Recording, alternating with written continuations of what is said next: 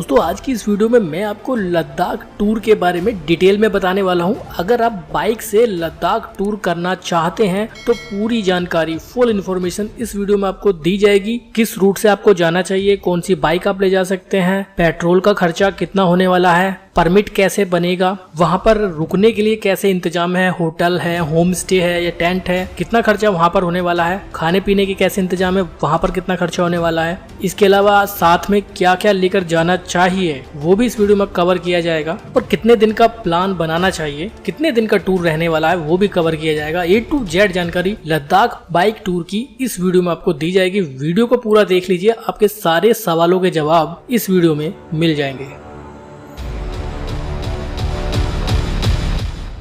दोस्तों वीडियो शुरू करने से पहले एक रिक्वेस्ट करना चाहूंगा, अगर वीडियो अच्छी लगे तो लाइक करना, एक अच्छा सा कमेंट करना, ना अच्छी लगे तो डिसलाइक कर देना और जो भी मन करे वो कमेंट कर देना। देखिए, लद्दाख बाइक टूर प्लान करने से पहले हमें काफ़ी सारी चीज़ें सोचकर चलनी पड़ती हैं। सबसे पहले हमें सोचना होता है कि हम किस रूट से जाने वाले हैं। लद्दाख जाने के अलग अलग रूट है, मैं आपको बताने वाला हूँ। एक रूट है कि अगर आप दिल्ली से जा रहे हैं तो आप दिल्ली से जम्मू, श्रीनगर, कारगिल होते हुए लेह पहुँच जाएं और वापस भी उसी रास्ते से आ जाएं। एक रूट है कि आप दिल्ली से चंडीगढ़, मनाली, केलांग होते हुए लेह पहुंच जाएं और वापस भी इसी रास्ते से आ जाएं। और एक होता है सर्किट रूट कि आप दिल्ली से जम्मू, श्रीनगर, कारगिल होते हुए ले जाइए और वापस आते वक्त आप मनाली होते हुए वापस आ जाइए। तो ये पूरा सर्किट होता है। मोस्टली मोटो व्लॉगर इसी सर्किट को पूरा करते हैं। इस पूरे सर्किट को करने में आपकी बाइक चलेगी करीब 3100 से 3400 किलोमीटर। बट अगर आप सिर्फ मनाली वाले रूट से जाते हैं और उसी से वापस आ जाते हैं तो आपकी बाइक 3000 किलोमीटर के अंदर अंदर ही चलने वाली है। तो सबसे पहले आपको आपका रोड मैप तैयार करना है कि आपको कौन सा रूट चूज करना है।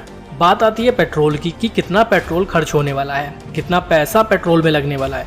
तो ये डिपेंड करता है कि आप कौन सी बाइक लेके जाते हैं। बाइक वहां पर आप 100 सीसी की भी ले जा सकते हैं, 1000 सीसी की भी ले जा सकते हैं। जो बाइक आपके पास है बस वो फिट होनी चाहिए, पूरी तरह से वेल सर्विस्ड होनी चाहिए, आप उसे ले जा सकते हैं। मान लीजिए आपकी बाइक 40 किलोमीटर का माइलेज दे देती है तो आपका पेट्रोल खर्च होगा करीब 5,500 से 6,000 रुपए पूरे सर्किट में। और अगर आप एक ही रूट से जाते हैं और उसी से वापस आ जाते हैं तो शायद 5,000 के अंदर में ही आपका काम बन जाएगा। और मनाली से लेह हाईवे पर पेट्रोल पंप नहीं है तो ऐसे में आपको कुछ रिजर्व पेट्रोल अपने साथ लेकर जाना पड़ेगा किसी जेरी कैन में। अगर आप 100 सीसी की बाइक लेकर जाते हैं तो आपको जेरी कैन ले जाने की वैसे जरूरत नहीं पड़ेगी, बट फिर भी आप 5 लीटर एक्स्ट्रा पेट्रोल लेकर चले जाइए।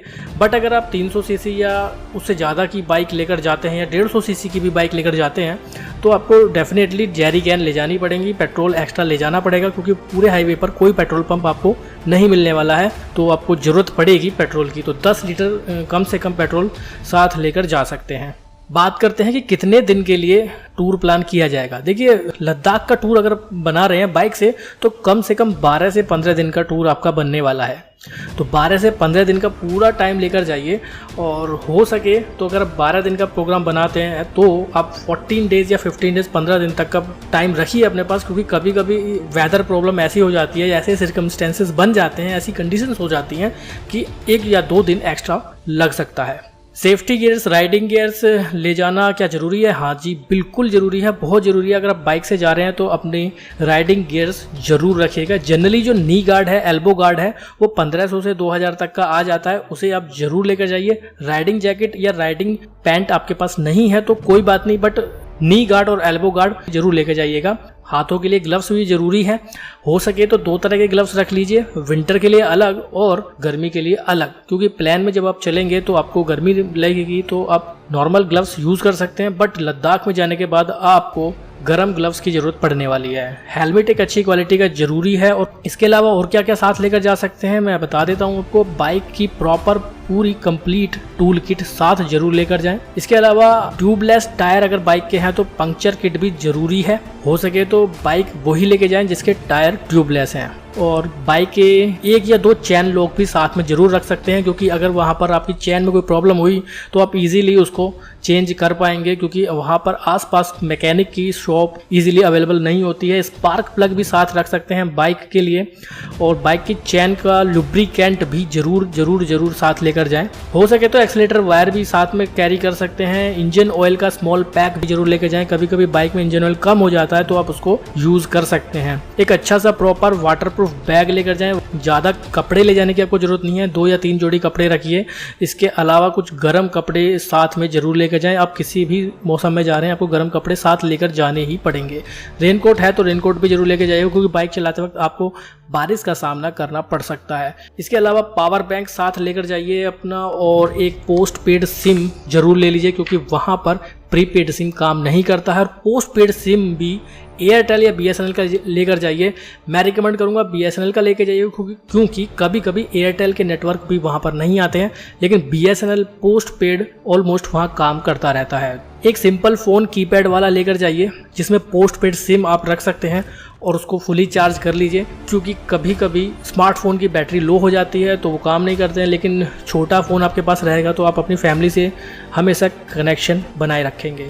मोबाइल चार्जर, दूसरी मोबाइल से रिलेटेड एसेसरीज, अगर आप व्लॉगर हैं तो कैमरा वगैरह सारी चीज़ें साथ जरूर लेकर जाइए। चलिए, ये तो हो गई सारी प्रिपरेशन से संबंधित बातें। बात करते हैं अब परमिट की। देखिए, अगर आप श्रीनगर कारगिल वाले रूट से लेह जाते हैं तो आपको सिर्फ 1 परमिट की ज़रूरत पड़ेगी, बट अगर आप मनाली वाले रास्ते से जाते हैं तो आपको 2 परमिट की ज़रूरत पड़ेगी। मनाली वाले रास्ते से 2 परमिट इसलिए चाहिए क्योंकि पहला परमिट होगा मनाली से रोहतांग पास का, वो भी बहुत ज़रूरी है, उसके बिना आप वहाँ से नहीं निकल पाएंगे। उस परमिट के लिए आप मनाली पहुँचने के बाद वहाँ के ट्रैवल एजेंट से कॉन्टैक्ट कर सकते हैं, वो आपका बाइक परमिट बनवा देंगे।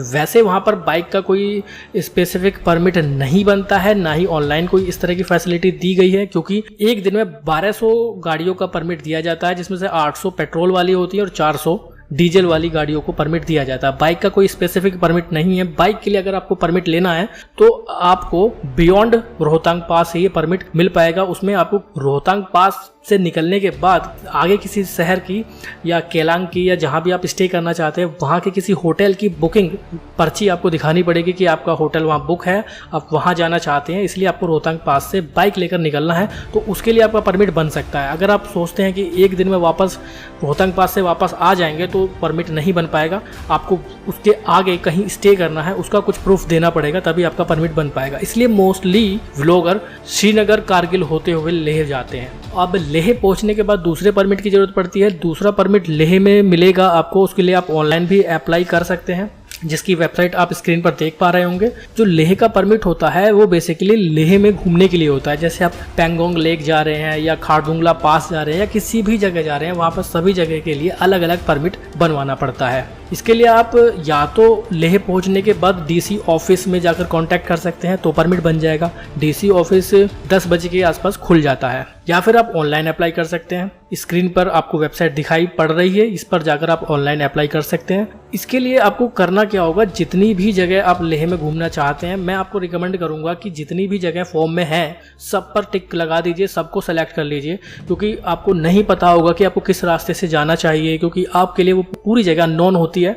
तो आप सारी जगहों को सेलेक्ट कर लीजिए और सभी जगहों का परमिट बनवा लीजिए। साथ में आपको परमिट के लिए क्या क्या ले जाना पड़ेगा, आपको कुछ फोटोग्राफ्स अपने पासपोर्ट साइज के वो जरूर लेकर जाने पड़ेंगे, और उसके अलावा आपका आधार कार्ड, वोटर ID कार्ड, ये सब जरूर लेके जाइए। हो सके तो उनकी काफ़ी सारी फ़ोटोकॉपी पहले से ही करवा लीजिए। वैसे तो इनकी ज़रूरत नहीं पड़ती है, वो सारी फॉर्म में ही एंट्री कर दी जाती है। परमिट बनवाने के बाद ऑनलाइन अगर आपने परमिट के लिए अप्लाई कर दिया है तो उसमें आपसे डेट वो पूछता है कि कितने दिन का परमिट आप बनवाना चाहते हैं। तो आप अप्लाई तो कर दीजिए, लेकिन पेमेंट DC ऑफिस लेह जाकर ही कीजिएगा, या फिर आप लेह में ही साइबर कैफ़े वाले से कांटेक्ट कीजिए। डायरेक्ट कुछ मत कीजिए, सीधे चले जाइए, डायरेक्ट साइबर कैफ़े जाइए और उसको बोलिए कि हमें लेह में घूमने के लिए परमिट चाहिए। जितनी भी जगह है सबको सेलेक्ट कर लीजिए, परमिट बनवा लीजिए, DC ऑफिस जाइए, वहाँ पर वो स्टाम्प लगा कर दे देंगे, आपका परमिट बनकर तैयार हो जाएगा। अगर आप सभी जगहों का परमिट बनवाते हैं तो 750 रुपये के आसपास एक मेंबर का परमिट बन जाएगा। आप लेह में कहीं भी किसी भी जगह जाइए, उस परमिट